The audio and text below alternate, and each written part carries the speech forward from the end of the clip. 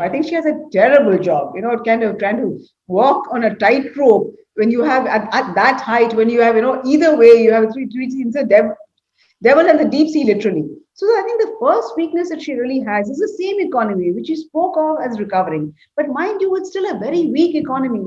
It's all very well to say that we're recovering. But if you have an economy which in nominal terms is back where we were 2 years ago, then where does she find the revenues? There are many things that she would like to do, perhaps.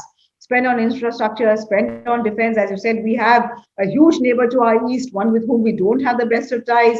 So she really needs to find money for humongous spending on many, many fronts. At the same time, she knows that if the economy is weak, she's not going to get those tax revenues. So where does she find the money from? So that really is the first weakness, the first fact that we have such a weak economy.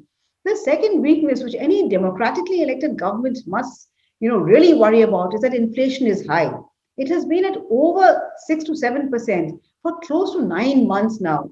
Not very long ago, we saw a government being booted out because of high onion prices. And though, as I said, you do have political stability, the government has 3 years more to go. The fact is, inflation hurts people, it hurts the poor most of all. And where it hurts them most of all, in their stomachs, because where we've seen is that in this high inflation, food prices have been particularly high. So, high inflation is something that must always worry her, because even as she wants to spend, she knows that if she continues to spend recklessly, inflation, which is already high, could go up further.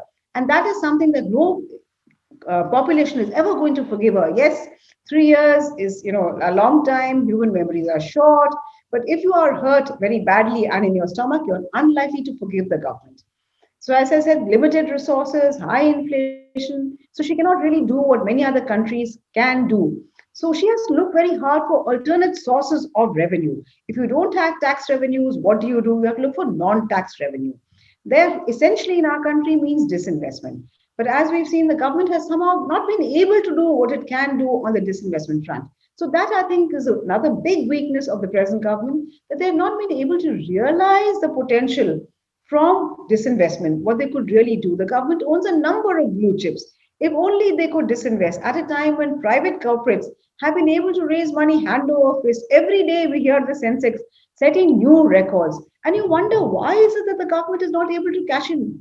If small time companies are able to raise money like this, what about Government of India, which is like a colossus really as compared to these small companies? But somehow they've not been able to do that. And last, I think something that I worry about, which is not really in the financial domain, is the polarization that we're seeing, whether it is because of social media or whatever the reason, the kind of polarization that you're seeing, not just in India, but all over the world, the US being the prime example, as a result of which it becomes very difficult for the government to push through any other kind of structural reforms that everybody talks about. We keep saying that the government must do more, they must go in for structural reforms, but just see what has happened. They've attempted structural reforms in the agriculture area with the farm laws, they've attempted structural reforms in the labor area, but just see what's happened. So it becomes very difficult for a government to do anything of the kind of order that is required when you have this kind of polarization of society.